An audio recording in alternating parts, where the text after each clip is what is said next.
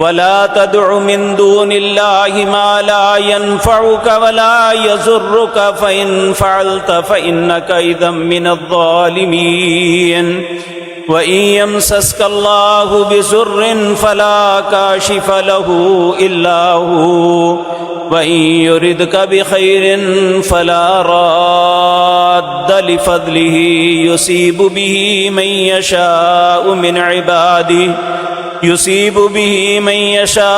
من عباده وهو الغفور الرحيم قل يا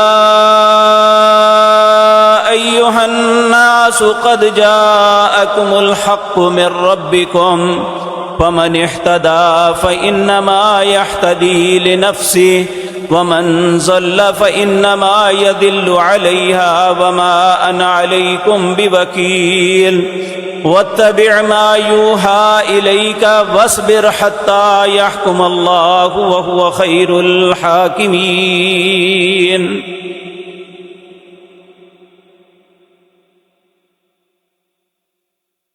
اے امت اسلام، آج جس زندگی کے موڑ میں میں اور آپ پہنچے ہوئے ہیں، ہم نے اپنے دین، اپنے اسلام کو چند عبادات تک محدود کر دیا، انہیں اسلام تصور کر لیا۔ باقی زندگی کے جتنے معاملات ہیں ہم سمجھتے ہیں وہ جیسے چاہیں ادا کریں، ہم پہ کوئی قدغن نہیں ہے۔ یہ اتنی بڑی غلط فہمی ہے جس سے ہر مسلمان کو نکل آنا چاہیے۔ اللہ نے جو دین ہمیں عطا کیا ہے، جس دین پہ میں اور آپ فخر کرتے ہیں، دین الاسلام ہے، وہ ہماری زندگی کے ہر معاملے میں ہماری رہنمائی کرتا ہے۔ وہ ہماری زندگی کی خوشی ہے یا خدا نخواستہ غمی، ہمارے معاشی مسائل ہیں، معاشرتی مسائل ہیں، ہماری گھریلو زندگی ہے یا کاروباری زندگی، ہر معاملے میں اسلام ہماری رہنمائی کرتا ہے۔ حتیٰ کہ بعض یہود نے صحابہ کرام میں سے بعض لوگوں کو اس بات پہ طعنہ دیا کہ تمہارے نبی تو تمہیں بیت الخلاء جانے کا بھی طریقہ بتاتے ہیں۔ تو اس بات پہ وہ کمپلیکس کا شکار نہیں ہوئے تھے، فخر سے سینے پہ ہاتھ رکھ کے کہنے لگے، ہاں ہم نے ایک ایسے نبی کا کلمہ پڑھا ہے جو ہمیں ہر زندگی کے ہر معاملے میں ہماری رہنمائی فرماتے ہیں۔ تو پھر کیا بات ہے، ہم بھی مسلمان ہیں، مسلمان ہونے کے ناطے ہم نے اسلام کو، عبادات کو اور دوسرے معاملات کو الگ الگ کیوں کر دیا؟ اور ہم اپنی زندگی میں بہت سے معاملات ایسے کرتے ہیں جسے ہم اپنے ذہن کے مطابق گناہ تصور نہیں کرتے، یا اس پہ کبھی ہمارے ضمیر نے ہمیں ملامت بھی نہیں کی، کیونکہ جس چیز کو ہم غلط ہی نہیں سمجھتے اس پہ ضمیر ملامت کیا کرے گا؟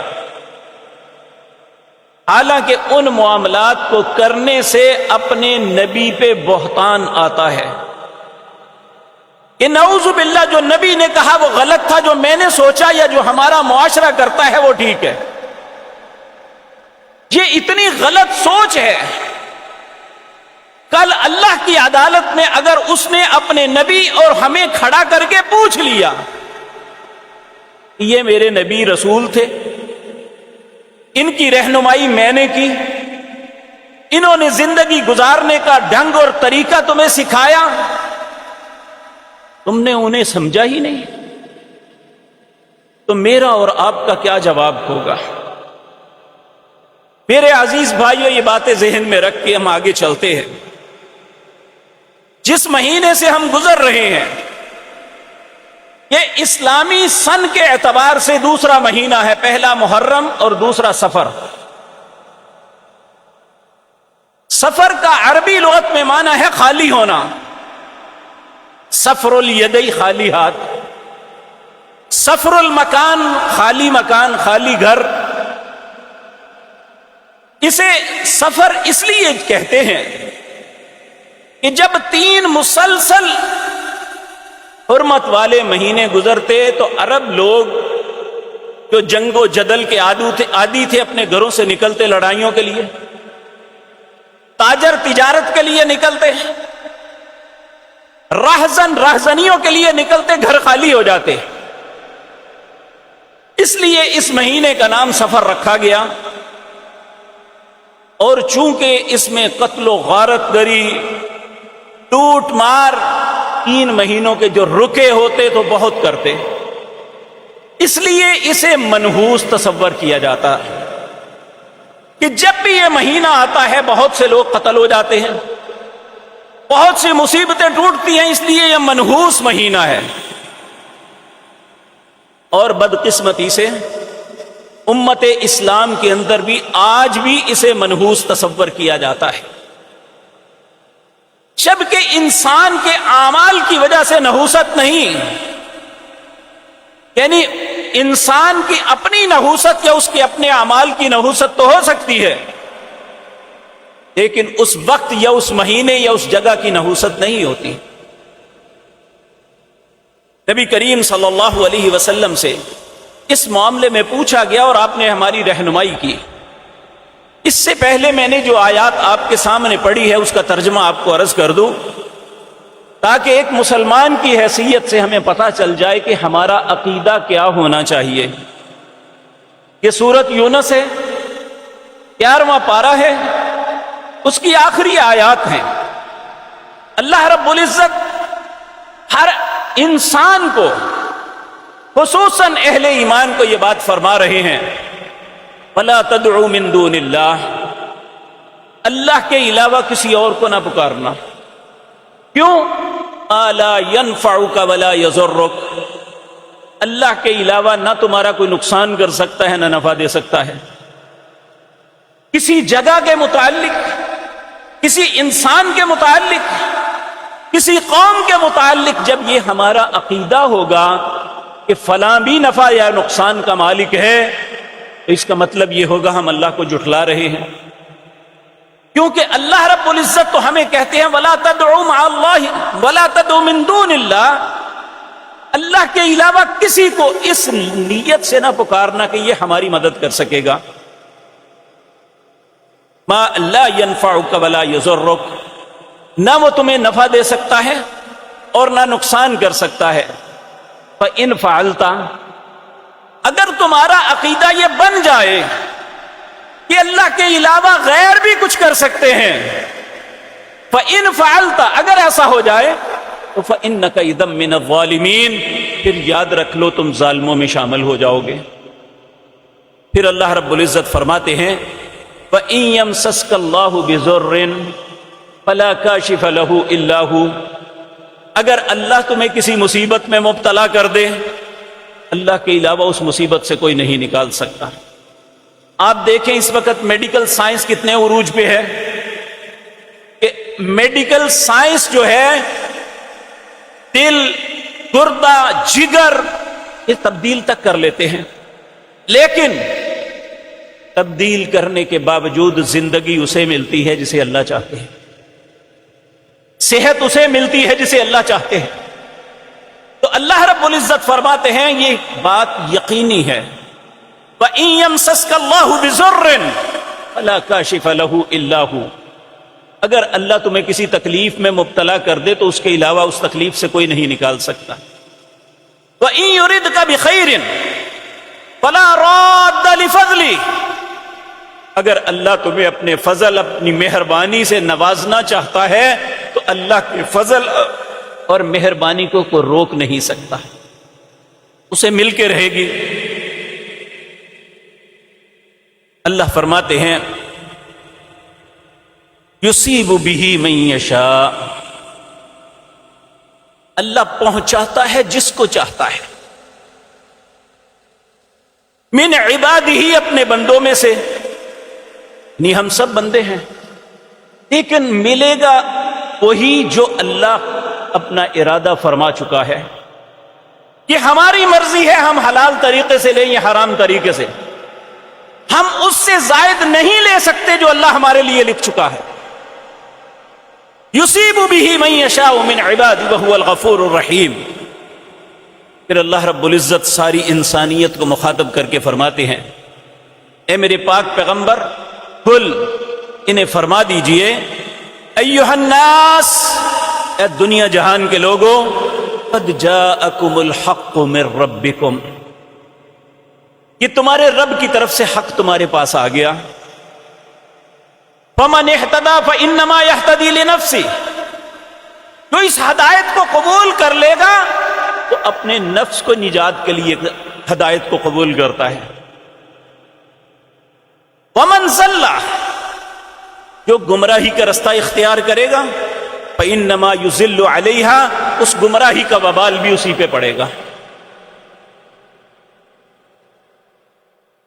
وما انا علیکم بوکیل، اور یہ بات یاد رکھو، میرے حضور یعنی اللہ فرماتے ہیں میرے حضور تمہارا کوئی کارساز نہیں ہو سکے گا۔ آج دیکھیں عدالت میں جہاں ہم خود بات نہیں کر سکتے، ایک وکیل کھڑا کرتے ہیں کہ وہ اچھے طریقے سے بات کر کے ہمارا کیس لڑے۔ اللہ کہتے ہیں وما انا علیکم بوکیل، میرے حضور کسی کی وکالت نہیں چلے گی۔ اس لیے اپنے حبیب کریم جناب محمد الرسول اللہ کو اللہ حکم دے رہے ہیں، اور یہی حکم میرے اور آپ کے لیے بھی ہے۔ کیا؟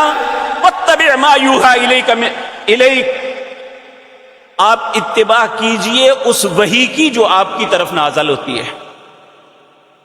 واصبر، اسی پہ جم جائیے، اسی پہ صبر کیجئے، حتی یحکم اللہ وہو خیر الحاکمین، یہاں تک کہ اللہ تمہارے متعلق فیصلہ کرے، اس سے بہتر فیصلہ کرنے والا کوئی نہیں ہے۔ اب ان آیات کو مد نظر رکھتے ہوئے ہم آگے چلتے ہیں۔ جیسے ہی سفر کا مہینہ شروع ہوا، ہمارے معاشرے میں اللہ کو رب ماننے والے، محمد الرسول اللہ کی رسالت کا اقرار کرنے والے اور قرآن کو کتاب حق تسلیم کرنے والے کہتے ہیں اس کے پہلے 13 دن منحوس ہیں۔ کیوں؟ اس میں 13 دن میں بلائیں اترتی ہیں، لاکھوں بلائیں اترتی ہیں، اور یہی عقیدہ ہمارے پڑوس ہندوؤں کا بھی ہے، یہی عقیدہ مشرکین مکہ کا بھی تھا۔ جب اسلام کی نعمت مل گئی، حضرت ابو ہریرہ رضی اللہ تعالی عنہ کہتے ہیں رسول اللہ کی خدمت میں ہم حاضر ہوئے، سفر کا مہینہ آیا، ہم نے کہا کہ ہم پہلے اس مہینے کو منحوس تصور کرتے تھے، آپ ہماری کیا رہنمائی فرماتے ہیں؟ پیارے نبی جناب محمد الرسول اللہ صلی اللہ علیہ وسلم نے ارشاد فرمایا، صحیح بخاری حدیث نمبر 5707، آپ نے فرمایا لا عدوہ، کوئی چیز چھوت چھات نہیں ہے، ایک بیماری دوسرے سے نہیں لگتی، یہ غلط فہمی ہے۔ ولا طیرۃ، بدشگونی لینا یہ کچھ نہیں ہے، یہ انسان کے ذہن کی اختراع ہے۔ دوسرا ولا حامۃ، اور یہ الو کو منحوس سمجھنا یا بدرو سمجھنا، آپ نے فرمایا یہ بھی غلط ہے، یہ کوئی چیز نہیں ہے۔ ولا سفر، اور سفر کے مہینے کو نحوست والا تصور کرنا یہ بھی غلط ہے۔ اب یہ کون فرما رہے ہیں؟ جناب محمد الرسول اللہ، اور آپ کی امت کے لوگ کہتے ہیں نہیں منحوس ہے۔ تو مجھے بتائیں کہ یہ جو عقیدہ میں نے یا کسی اور نے بنایا ہوا ہے، ہم اللہ کے نبی کو کیا کہہ رہے ہیں کہ آپ نے غلط فرمایا، نعوذ باللہ ہم ٹھیک کہہ رہے ہیں؟ اور یقینی بات ہے، میں آپ کو عرض کر دوں، ہم دنیا کے سارے انسان ایک ذہن بنا لیں، ہم سب کا عقیدہ ایک بن جائے، اور پیارے نبی اکیلے کی بات دوسری طرف ہو تو وہ حق ہے، ہم سب جھوٹے ہیں، ہماری بات سچی نہیں ہو سکتی۔ اللہ کے نبی جناب محمد الرسول اللہ کی زبان حق سے جو بات نکلتی ہے وہی سچ ہے۔ ایک صحابی تھے جن کا نام عبداللہ بن عمر بن عاص تھا رضی اللہ تعالی عنہ، یہ نبی کریم جو فرماتے لکھ لیا کرتے تھے۔ ان کے دوستوں نے کہا کہ عبداللہ تو نبی پاک کی ہر بات کو لکھتا ہے. آپ کبھی غصے میں ہوتے ہیں، کبھی خوشی میں، کبھی غم میں ہوتے ہیں، کبھی اور معاملے میں. تو ہر انسان کی ہر بات تو نہیں لکھ لینی چاہیے. کہنے لگے مجھے سوچ آئی کہ بات تو ٹھیک کہہ رہے ہیں. کہتے ہیں میرا دل نہ رکا، میں نبی کریم کی خدمت میں چلا گیا. میں نے عرض کیا اللہ کے پیارے حبیب صلی اللہ علیہ وسلم آپ جو ارشاد فرماتے ہیں میں لکھ لیتا ہوں، لیکن میرے دوستوں نے مجھے کہا کہ نبی کریم بھی ایک انسان ہے، بحیثیت انسان کبھی خوشی میں ہوتے ہیں کبھی غمی میں، تو میں آپ کی ہر بات نہ لکھا کروں. نبی کریم نے اس کے جواب میں کیا فرمایا؟ والذی بعثک بالحق، اس ذات کی قسم ہے جس نے مجھے حق کے ساتھ مبعوث کیا. آپ نے اپنے منہ مبارک کی طرف اشارہ کر کے کہا اس منہ سے جو بھی نکلتا ہے حق نکلتا ہے وہ لکھ لیا کرو، کیونکہ اس بات کی گواہی اللہ نے دی ہے وما ينطق عن الهوى ان هو الا وحی یوحى. نبی مکرم کی زبان مطہرہ سے جو بات نکلتی ہے وہ وحی ہے. یہ اپنی زبان سے اپنی مرضی سے بات نہیں فرماتے. تو جب جو رسول اللہ فرماتے ہیں وہ اللہ کا حکم ہے، پھر ہم نے اللہ کو بھی جھوٹا کہا اور رسول اللہ کو بھی؟ کیا تصور بنایا ہوا ہے ہم نے اپنی زندگی کا؟ نبی مکرم نے فرمایا لا عدوى ولا طیرۃ ولا حامۃ ولا سفر. ایک چیز کے متعلق فرمایا وَفِرَّ فِي الْمَجْزُومِ كَمَا تَفِرُّ مِنَ الْأَسَدِ. اس کو کوڑ پڑی ہو نا، اس سے اس طرح بھاگو جس طرح شیر سے بھاگتے ہو. جس میں کچھ نہ کچھ ہے رسول اللہ نے ہماری وضاحت فرما دی. اس کے علاوہ کہا یہ کوئی نہیں، جو تصورات تم نے بنائے ہوئے ہیں وہ غلط ہیں. اللہ اکبر. میرے عزیز بھائیوں، اسی طرح اس مہینے کی آخری بدھ، یہ ہمارے بر صغیر میں ہے صرف. آخری بدھ کو فارسی زبان میں کہا جاتا ہے آخری چہار شنبہ. بدھ کو فارسی زبان میں چہار شنبہ کہتے ہیں. یعنی اس مہینے کی آخری بدھ کو لوگ غسل کرتے ہیں اس تصور کے ساتھ کہ رسول اللہ صلی اللہ علیہ وسلم بیماری سے صاف ہوئے اور آپ نے غسل شفا کیا. پھر آپ نے سیر کی، لوگ باغوں میں جاتے ہیں، کھانے پکاتے ہیں. جبکہ آپ رسول اللہ کی سیرت کی جتنی کتابیں ہیں ساری پڑھ کے دیکھ لیں. نبی کریم صلی اللہ علیہ وسلم جس آخری بیماری میں مبتلا ہوئے وہ بدھ کا دن تھا، اور 2 دن رہتے تھے سفر کا مہینہ ختم ہونے میں. نبی کریم تو اس دن بیمار ہوئے، ہم اس دن کو بطور خوشی منا رہے ہیں. اور اس بیماری نے پھر آپ کو اٹھنے نہیں دیا. آپ 8 ربیع الاول مغرب کی نماز تک بیماری کے باوجود لوگوں کی نماز پڑھاتے رہے. آخری نماز آپ نے مغرب کی جمعرات کے مغرب کی پڑھائی. عشاء کی نماز پڑھانے کے لیے جب آپ نے تشریف لانا تھا تو آپ بے ہوش تھے. سید عائشہ طیبہ طاہرہ کہتی ہیں، اور یہ بات میں عرض کر دوں، اللہ محدثین کی قبروں کو نور سے بھر دے. انہوں نے یہاں تک ہمیں بتایا کہ جس دن رسول اللہ بیمار ہوئے تھے بدھ کا دن تھا، اور آپ ایک شخص کے جنازہ پڑھ کے واپس آئے تو آپ کے سر میں سخت درد تھا، آپ نے سر پہ پٹی باندھی ہوئی تھی. اس دن حضرت میمونہ کا دن تھا. یعنی ہماری ماں امہات المومنین میں سے ہماری ماں میمونہ کے گھر آپ تشریف لائے تھے. پھر آپ جیسے جیسے بیماری بڑھتی گئی آپ اپنی ازواج سے یہ کہتے رہے کیا اجازت دو تو میں عائشہ کے گھر چلا جاؤں. تو یہ جمعرات کے دن یہاں تک بتایا گیا، جمعرات کو جو مغرب کی نماز آپ نے پڑھائی تھی نا، اس میں پہلی رکعت میں سورت مرسلات پڑھی تھی، دوسری رکعت میں سورت انفطار پڑھی تھی. یہاں تک محدثین نے بتایا. رسول اللہ کی سیرت اتنی مضبوط ہاتھوں میں آئی ہمارے پاس، یہاں تک بتایا. پھر بھی ہمیں عقل نہیں آتی کہ ہم اس دن کو جس دن آپ بیمار ہوتے ہیں بطور خوشی اور شفا کے مناتے ہیں. العیاذ باللہ، اللہ ہمیں سمجھ نصیب فرمائے۔ تو میرے عزیز بھائیوں، ایک صحابی ہیں حضرت معاویہ بن حکم سلیمی، یہ کہتے ہیں میں نے عرض کیا یا رسول اللہ صلی اللہ علیہ وسلم، کچھ کام ایسے تھے جو ہم جاہلیت کے زمانے میں کیا کرتے تھے۔ آپ نے فرمایا وہ کیا تھے؟ ہم جب بھی کسی کام کے لیے نکلتے تو پہلے کسی کاہن کے پاس جاتے کہ یہاں جانا ہمارے لیے اچھا شگون ہے یا برا۔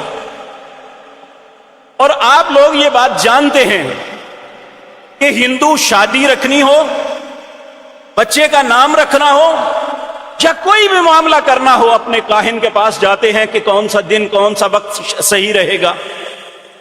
وہ کہانت کر کے بتاتا ہے کہ فلاں دن تمہارے لیے ٹھیک ہے۔ رونے والی بات یہ ہے کہ رسول اللہ نے کاہن کے پاس جانے سے منع کیا تو ہمارے مسلمانوں میں بھی ایسے لوگ موجود ہیں جو نجومی کے نام پہ لوگوں کی کہانتیں کرتے ہیں، جبکہ رسول اللہ نے فرمایا جس نے کسی کاہن کی بات کو سچا سمجھا اس نے ابو القاسم کی نبوت کا انکار کیا ہے،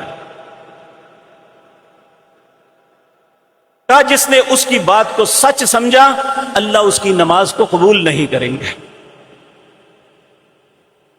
دیکھیں کون سا معاملہ ہے جو ہم رسول اللہ کی بات کو چھوڑ کے ہندوؤں مشرکوں کے پیچھے چل رہے ہیں، اور بدقسمتی سے ہمارے بعض علماء ان کا ساتھ دے رہے ہیں، اپنے پیٹ کے کھانے کی خاطر صرف یہ سب کچھ کرتے ہیں۔ تو جب حضرت معاویہ بن رضی اللہ تعالی عنہ نے پوچھا تو آپ نے فرمایا تم کاہنوں کے پاس نہ جایا کرو۔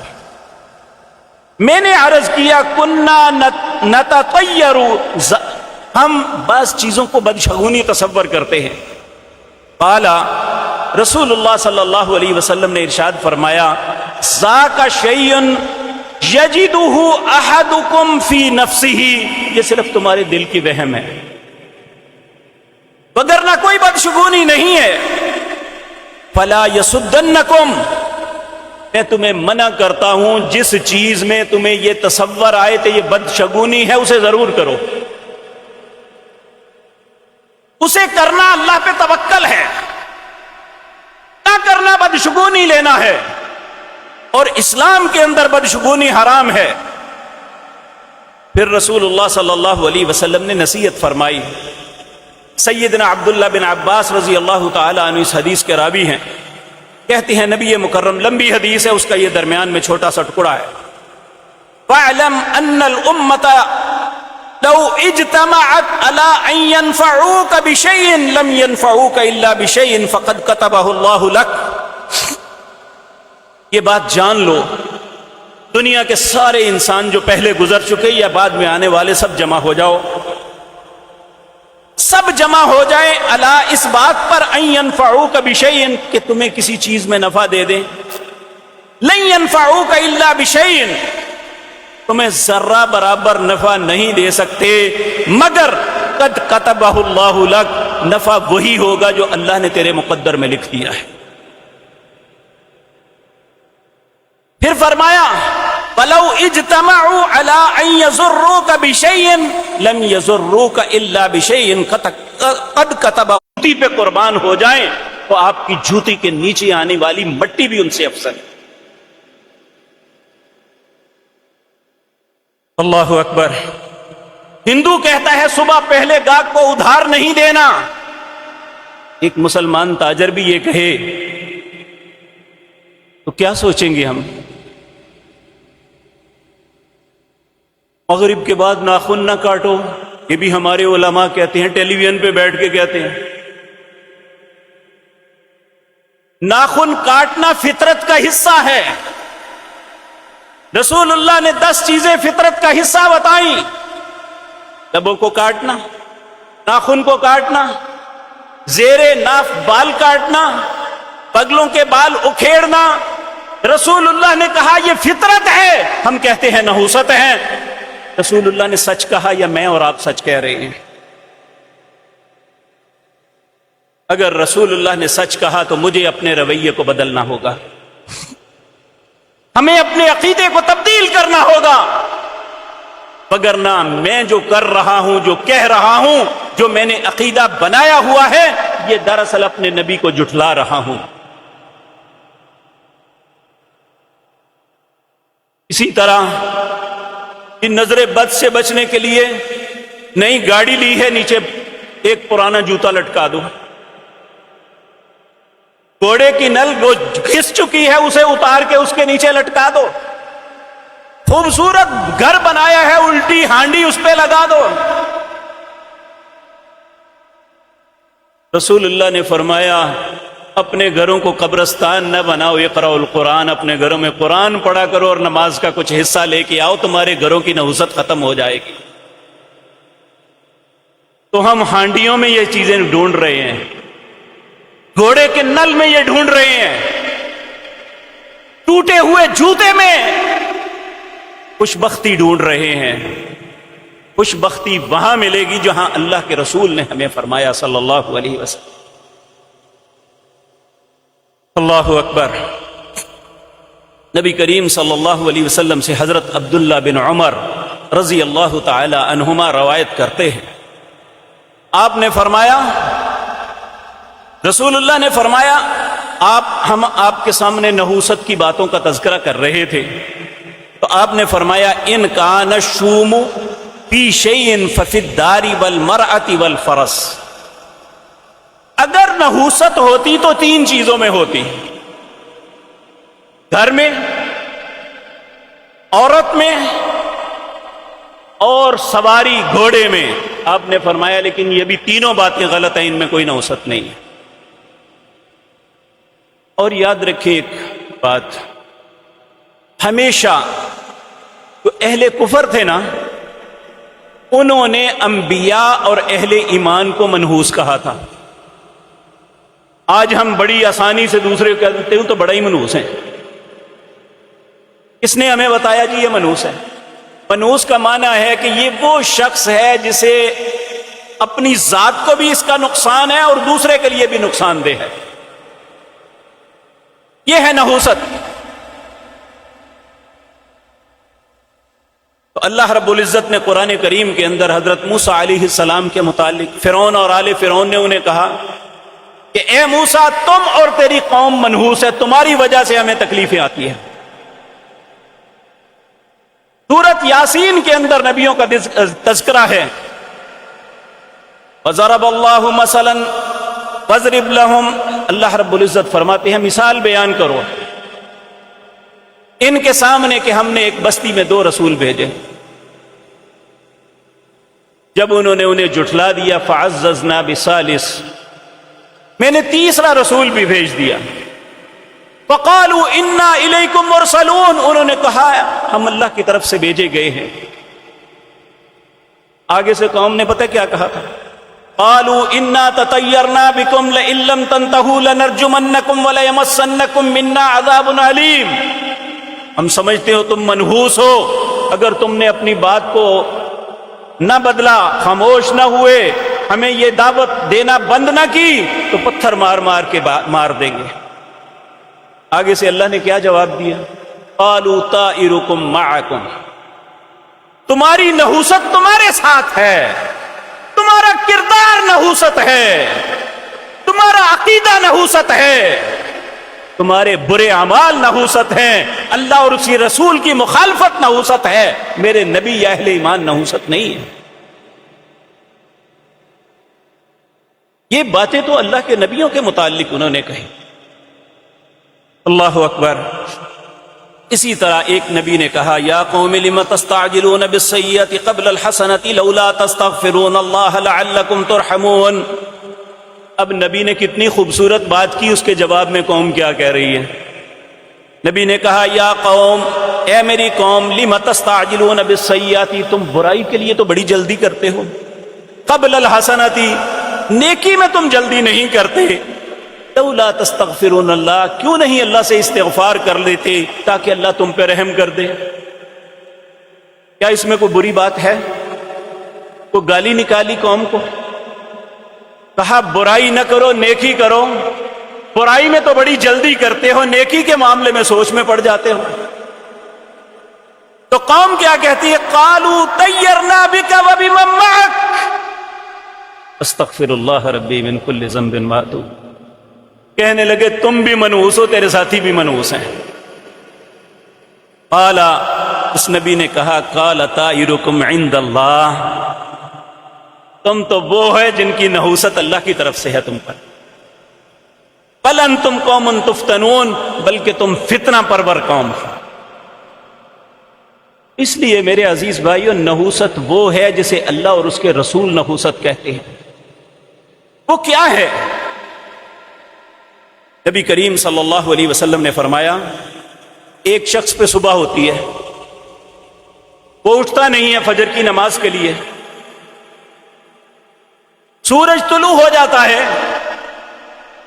اللہ کہتے ہیں تو جا، میرے ذمے سے نکل گیا، اب تیرا معاملہ تیرے ذات، تو میری حفاظت میں نہیں ہے۔ کیا اس وقت یہ آیت سامنے نہیں آتی؟ وما اصابکم من مصیبت فبما کسبت ایدی، اللہ فرماتے ہیں جو بھی تم پہ مصیبتیں آتی ہیں تمہارے اپنے ہاتھوں کا کیا گیا ہے۔ وَيَعْفُو عَنْ كَثِيرٍ، حالانکہ میں بہت سی باتیں تو درگزر کر دیتا ہوں۔ تو نحوست تو یہ ہے جو ہم برائی کرتے ہیں۔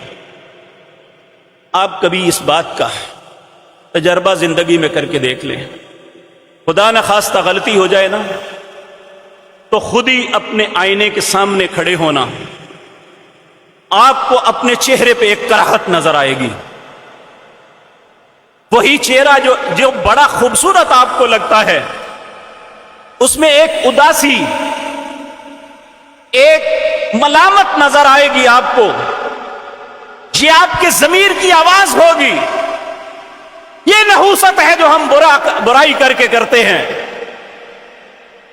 اور آپ کبھی نماز کو ادا کر کے، کسی غریب کی مدد کر کے، کبھی نفلی یا فرضی روزہ رکھ کے، پھر اپنا چہرہ دیکھیں کسی آئینے کے سامنے کھڑے ہو کے، آپ کے چہرے پہ ایک چمک ہوگی، آپ کو اپنے چہرے پہ ایک تازگی نظر آئے گی۔ یہ ہے خوش نصیبی اور خوشبختی کی علامت۔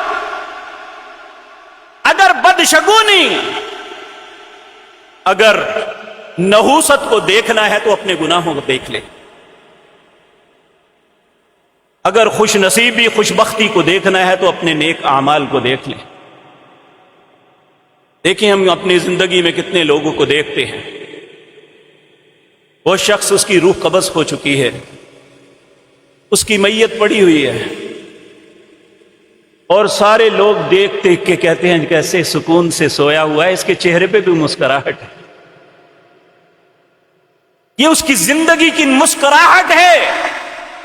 جب وہ فوت ہونے لگا تھا تو اللہ نے اس کا مقام اسے دکھایا تھا، اس کے چہرے پہ مسکراہٹ پھیل گئی، اسی حالت میں اس کی جان کو قبض کر لیا گیا۔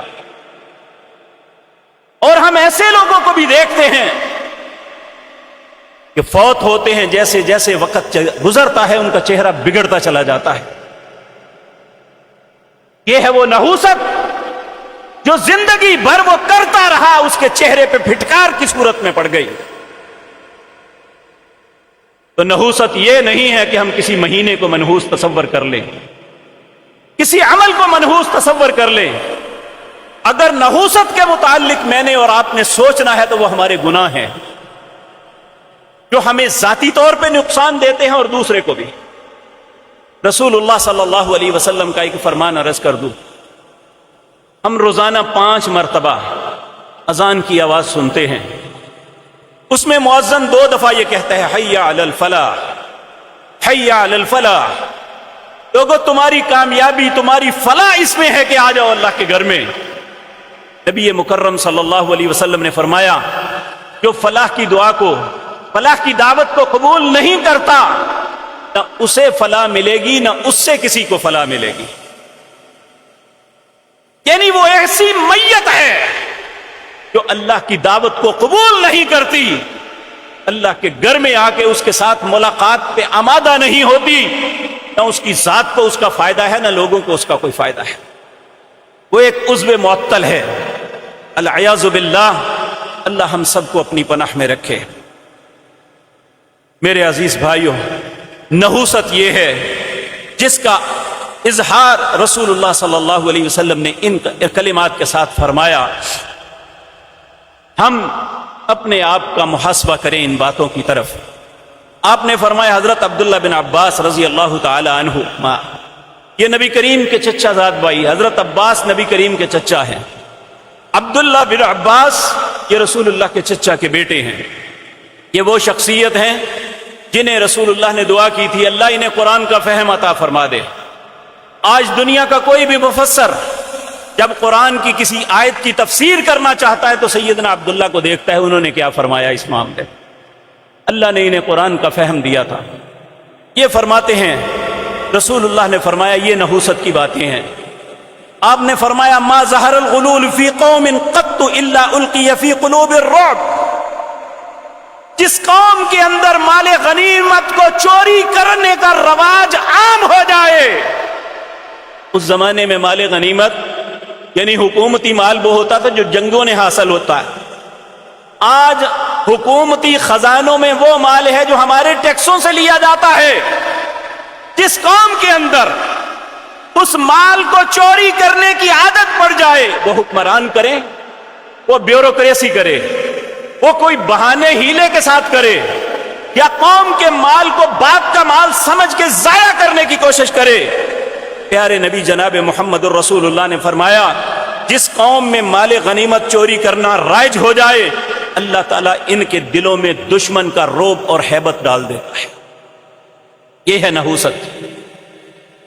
آج ہر شخص، چاہے وہ عوام الناس ہے، وہ اس ملک کے ذمہ داران بیوروکریٹس ہیں، الا ماشاء اللہ سارے نہیں، ان میں بہت سے اچھے لوگ بھی ہیں، اور وہ حکمران، وہ آج اپوزیشن میں ہیں یا حکومت میں ہیں، جو بھی اس ملک کے مال کو چوری کر کے کھاتے ہیں۔ چوری کرنا یہ نہیں کہ وہ جس طرح چور سن لگاتا ہے، چوری کرنا یہ بھی ہے جس کے ہاتھ میں امانت ہے وہ اس امانت کو ضائع کر دے، وہ اس امانت کو اپنی مرضی سے استعمال کرے، اس کا جو حق نہیں اس حق کو لے لے۔ ہاں، جب یہ کسی قوم کے اندر عام ہو جائے گا، آج ہم ایک دوسرے پہ الزام تو لگاتے ہیں، فلاں کھا گیا، فلاں کھا گیا، فلاں کھا گیا۔ میرے بھائیوں، میں بھی یا آپ بھی، ہمارا حکومتی مال پہ کہیں ہاتھ پڑے تو ہم بھی باز نہیں آتے، ہم بھی کہتے ہیں جی سرکاری مال ہے پھر کیا ہے، سرکاری زمین ہے پھر کیا ہوا۔ تو جب یہ سوچ بنے گی تو نبی مکرم صلی اللہ علیہ وسلم نے فرمایا، الا القی فی قلوبہم الرعب، اللہ ان کے دلوں کے اندر دشمن کا رعب ڈال دے گا، ان کی جیداری ختم ہو جائے گی۔ آج کیا ہمارے ساتھ یہ معاملہ نہیں ہے؟ نمبر 2، ولا فش الزنا فی قوم قط الا کثر فیہم الموت۔ اس قوم کے اندر زنا عام ہو جائے گا، وہاں موتیں کثرت کے ساتھ ہوں گی۔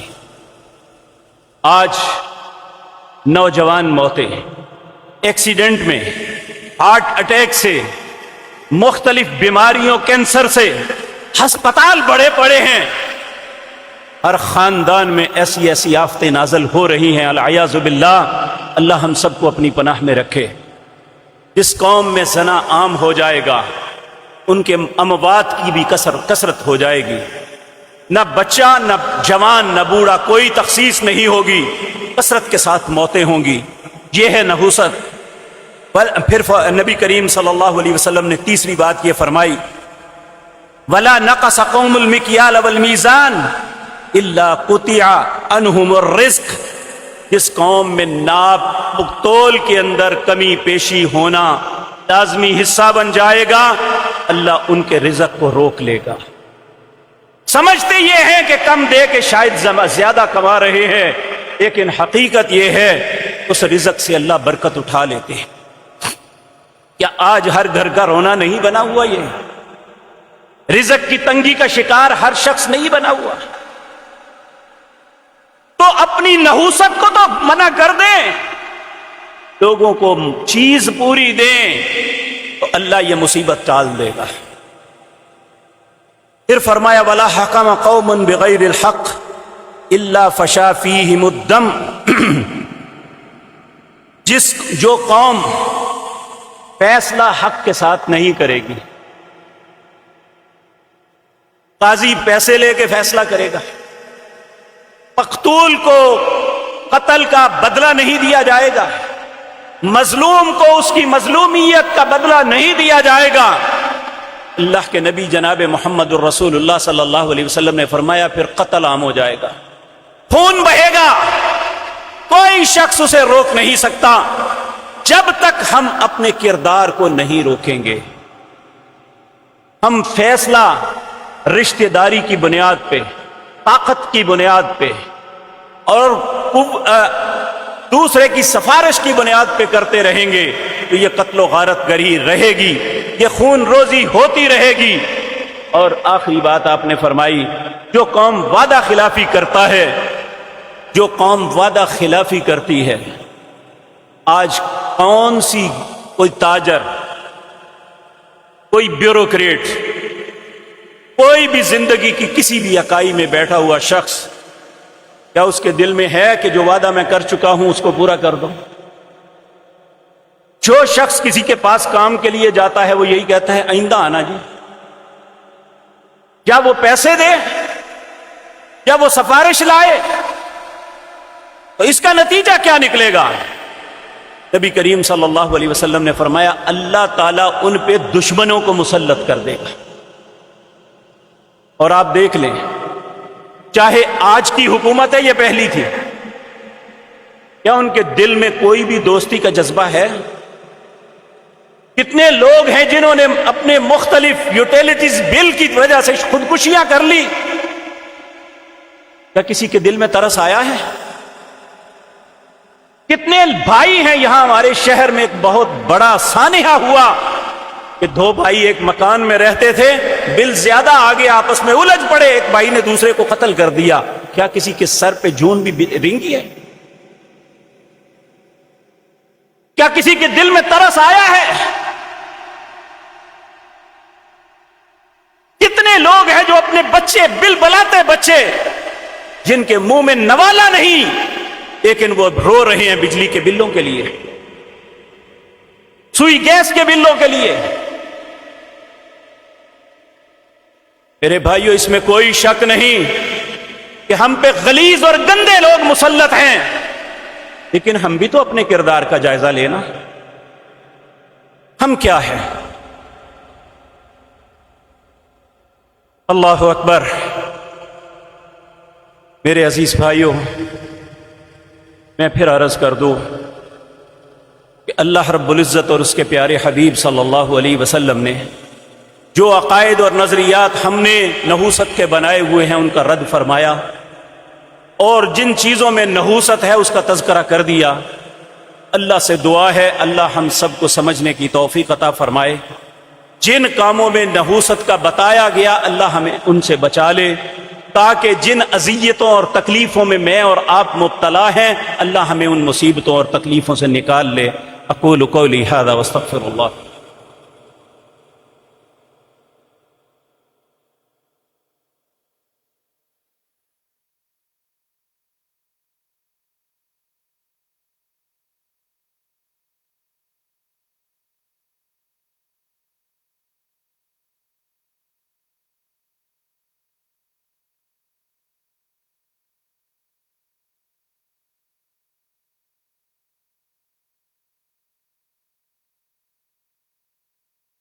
إن الحمد لله نحمده ونستعينه ونستغفره ونعوذ بالله من شرور أنفسنا ومن سيئات أعمالنا من يهده الله فلا مضل له ومن يضلل فلا هادي له وأشهد أن لا إله إلا الله وحده لا شريك له وأشهد أن محمدا عبده ورسوله اللهم صل على محمد وعلى آل محمد كما صليت على إبراهيم وعلى آل إبراهيم إنك حميد مجيد اللهم بارك على محمد وعلى آل محمد كما باركت على إبراهيم وعلى آل إبراهيم إنك حميد مجيد۔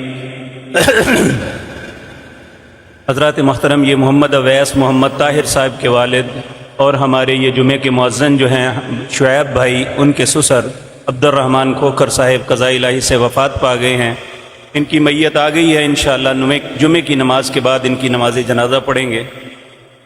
یہ محمد ارشد صاحب ہیں، انہوں نے کہا میں ان کا بیٹا بیمار ہے، علاج جاری ہے، اس کے ٹیسٹ کیے ہیں، دعا کریں اللہ کلیئر آ جائیں۔ اللہ رب العزت سب پہ رحم فرمائے۔ ایک بہن نے پوچھا ہے میرے شوہر فوت ہو گئے ہیں، کیا میں ان کی قبر پہ جا سکتی ہوں؟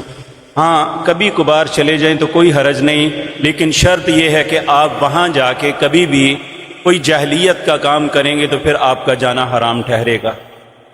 ایک بھائی نے کہا ہے ان کی بیٹی کا انٹرویو ہے، اللہ ہر بیٹے اور بیٹی جو بھی کسی بھی امتحانات میں ہیں، اللہ سب کو کامیابیوں سے سرفراز فرمائے۔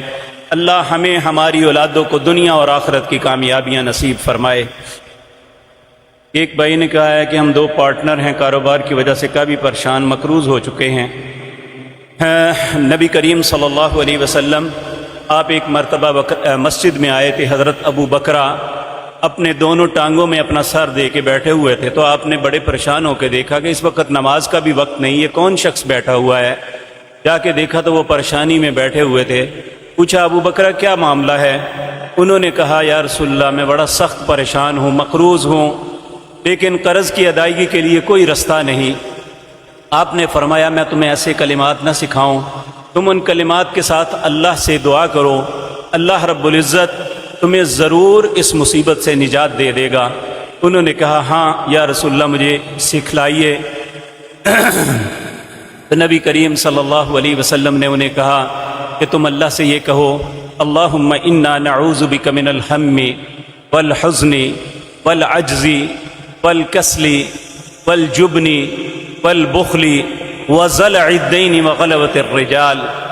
اللہم انی اعوذ بک من الہم، اے اللہ ہر قسم کے غم تکلیف سے تیری پناہ چاہتا ہوں، والحزن ہر قسم کے غم سے تیری پناہ چاہتا ہوں، والعجز عاجز آ جانے سے تیری پناہ چاہتا ہوں، والکسل کسل سستی آ جانے سے تیری پناہ چاہتا ہوں، والجبن بھوک سے تیری پناہ چاہتا ہوں، وغلبۃ الدین قرض چڑھ جائے اس بات سے تیری پناہ چاہتا ہوں، اور وغلبۃ الرجال لوگ میرے سر پہ چڑھائی کر دیں اس بات سے بھی تیری پناہ چاہتا ہوں۔ حضرت ابو بکرہ کہتے ہیں جب میں نے یہ پڑھنا شروع کیا اللہ نے غیب سے میرے لیے ایسے وسائل پیدا کیے کہ میں قرضے سے نکل گیا۔ اللہ آپ کی بھی مدد فرمائے۔ یہ ایک بھائی نے پوچھا ہے کہ صرف 2 عیدیں کی خوشی کا تذکرہ ہے، پھر یوم آزادی 14 اگست کی خوشی کیسی؟ میرے بھائی جب اسے دین سمجھ کے منائیں گے تو پھر غلط ہوگا۔ ویسے بھی میں عرض کر دوں میرے جمعے کے خطبے میں یہ بات موجود تھی، لیکن چونکہ وقت ہو چکا، خوشی نبی کریم صلی اللہ علیہ وسلم کو بھی ملی تھی جب مکہ فتح ہوا۔ آپ بحیثیت فاتح مکے میں داخل ہو رہے ہیں، آپ نے ایک خوبصورت لباس پہنا، سرخ رنگ کی پگڑی پہنی، اور آپ اپنی اونٹنی پہ بیٹھ کے جب مکے میں داخل ہوئے، آپ کی آنکھوں میں اظہار تشکر کے آنسو تھے، اور آپ اللہ کی تعریف کرتے ہوئے یہ کہہ رہے تھے لا الہ الا اللہ وحدہ انجز وعدہ ونصر عبدہ وحزم الاحزاب وحدہ۔ اے اللہ تیرے علاوہ میرا کوئی الہ نہیں، تو اکیلا ہے، تو نے اپنے وعدے کو پورا کر دیا۔ ونصر عبدہ اپنے بندے کی مدد کی، وحزم الاحزاب وحدہ اکیلے سارے لشکروں کو شکست دی۔ پھر آپ نے کعبۃ اللہ کا طواف کیا، اللہ کے حضور سجدہ شکر ادا کیا۔ یہی مسلمانوں کی خوشی کا طریقہ ہے، باجے بجانا، گاڑیاں بگانا، جلوس نکالنا، یہ مسلمانوں کا طرز عمل نہیں ہے۔ اللہ ہم سب کو سمجھ نصیب فرمائے۔ اللہم ارحم علی احوالنا ولا تنظر الی سوء اعمالنا۔ اللہم رحمتک نرجو فلا تکلنا الی انفسنا طرفۃ عین واصلح لنا شاننا کلہ لا الہ الا انت یا حی یا قیوم برحمتک نستغیث۔ اے اللہ تو ہم سب پہ رحم فرما، اے اللہ ہمارے معاملات کی اصلاح فرما۔ اے اللہ بہت سے بھائیوں بہنوں نے جو بیمار ہیں انہوں نے آپ سے التماس کی ہے، اے اللہ سب بیماروں کو شفا کاملہ عاجلہ عطا فرما۔ اے اللہ سب پہ رحم فرما، اے اللہ سب پہ رحم فرما۔ اے اللہ سب کے گھروں کو خوشیوں سے بھر دے، اے اللہ ہر مسلمان کو ہر پریشانی اور مصیبت سے نجات عطا فرما دے، اے اللہ جو ہمارے بھائی بہنیں فوت ہو چکے انہیں جنت الفردوس میں جگہ عطا فرما۔ سبحان ربک رب العزت عما یصفون وسلام علی المرسلین والحمد للہ رب العالمین۔